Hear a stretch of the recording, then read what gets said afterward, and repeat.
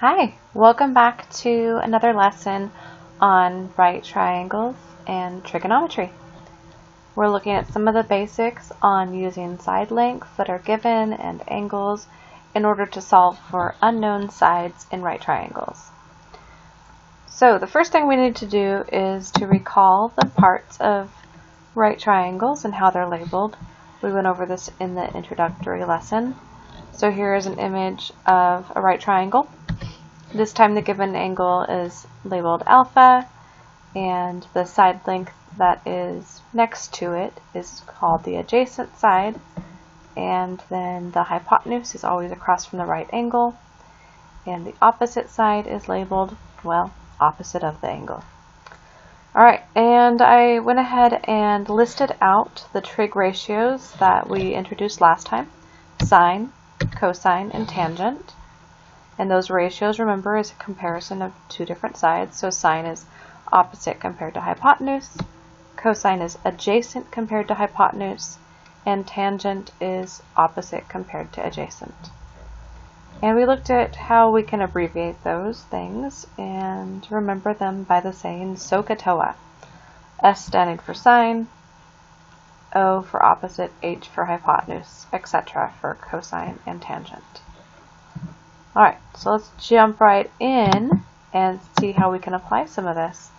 So, our next note here says, well, if I know the measure of one acute angle in a right triangle and one side length, then I can find the missing side length. So here are two examples. Let's start out by looking at the example on the left. Example number 1. So you can see in the original diagram we have a right triangle. One of the acute angles is labeled 49 degrees. The other one's left blank. Now we know that the right angle right here is 90 degrees, so we don't have to worry about that. That just tells us that we're able to use our trig ratios to help us out. So we're good to go. Alright, next we're looking at the side lengths. So we know our angle, now we look at the sides. One side is labeled 6 and another side is labeled x. Your first job here, step number 1, is to label the side you know and the side you don't know. Instead of writing out the word hypotenuse, I just wrote H and circled it. Instead of writing out adjacent, I just wrote A and circled it. Shorthand is awesome. It just helps us out and keeps everything nice and concise and orderly. Okay, so realizing after we labeled that we have an adjacent and a hypotenuse side, I listed those out in green off to the side, AH, and then I thought to myself, looking back at SOHCAHTOA, which one of these ratios could I use in order to represent what kind of problem I have? And since I have the A and the H, then that led me to using cosine, because that's the part of our SOHCAHTOA that it matches up with. Okay. So now we identify that we need to use cosine. So good job there. Alright, so we have cosine. That's selecting. Step 3 is to set up the equation. So we know that cosine of an angle is equal to the adjacent over the hypotenuse. So look here where it's written in black first. It says cosine of 49 degrees is equal to, the adjacent side here was just labeled x. That was our mystery side. And then in the denominator we had a 6 because that was our hypotenuse. So make sure you're plugging in those values where they go. A common mistake here is that students will mix up which number they put in the numerator and the denominator in their trig ratio. So just keeping it straight by referencing A comes first, so it goes in the numerator, H comes second, so it goes in the denominator, and referring to your labeled diagram to keep those straight. Okay, so we've set up the equation. Step 4 is to solve. So, in example number 1, we are going to solve this equation in a pretty quick step. All we have to do is isolate our variable, get x by itself. Right now, x is being divided by 6. So we have to use the opposite operation, which is multiplying by 6, in order to have x be by itself. Okay, so we multiplied the right side of the equation by 6. Therefore, we have to keep it balanced and multiply the left side by 6. Alright. If anything's ever divided by 6 and then multiplied by 6, it cancels to just one whole and leaves us with x. Now we have just a simple math problem on the left that you can just plug straight away into your calculator. So go ahead and test that out. 6 times cosine 49 degrees. Notice that our angle is measured in degrees. So you might need to go onto your calculator and just verify that you have it in the correct mode. You'll need to look on your calculator for mode. Sometimes it's set on radians. If it is, then scroll over and select degrees and press enter. So again, make sure that your calculator mode is in degrees.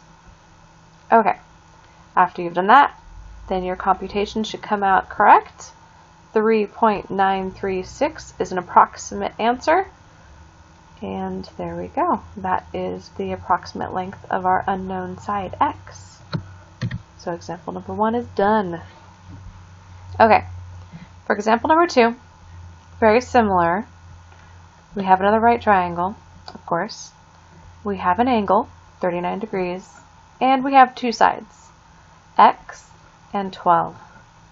Step 1, label. So we look across from a right angle, and we see that x is going to stand for our hypotenuse. You got it.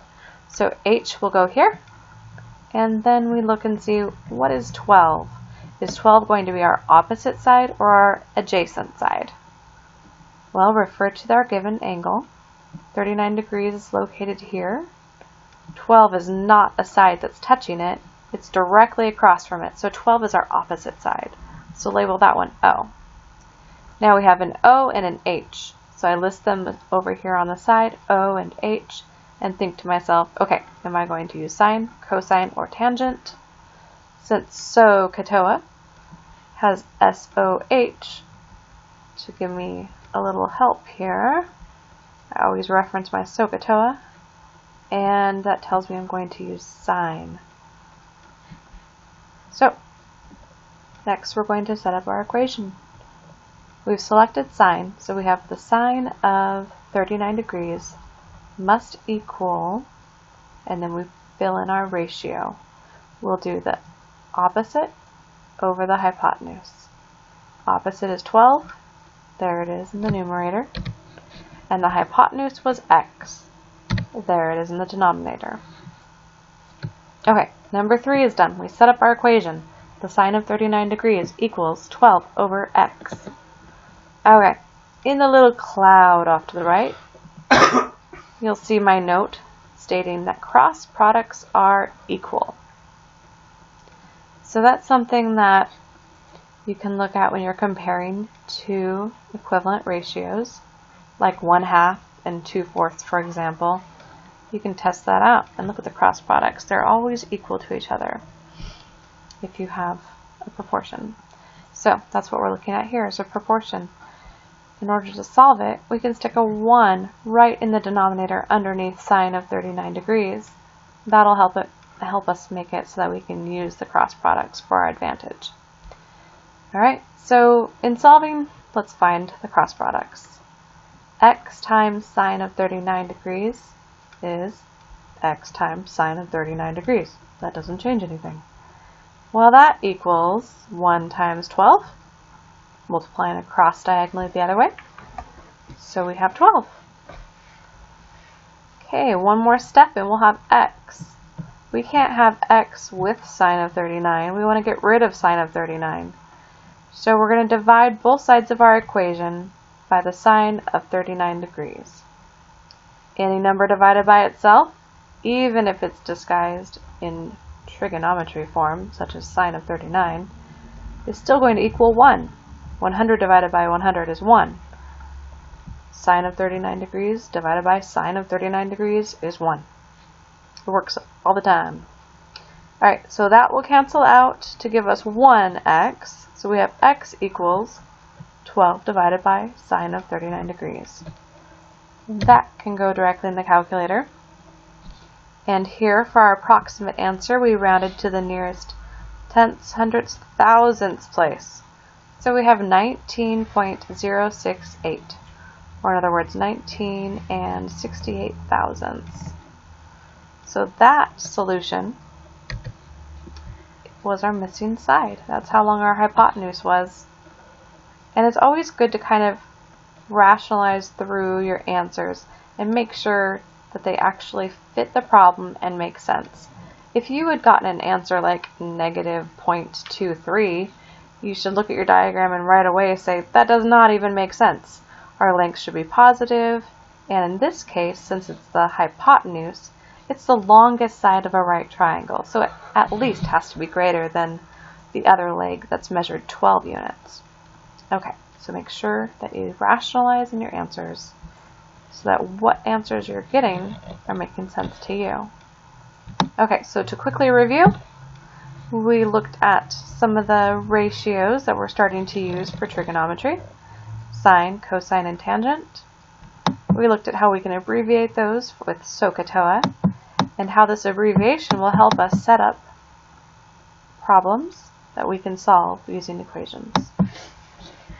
All right, thanks.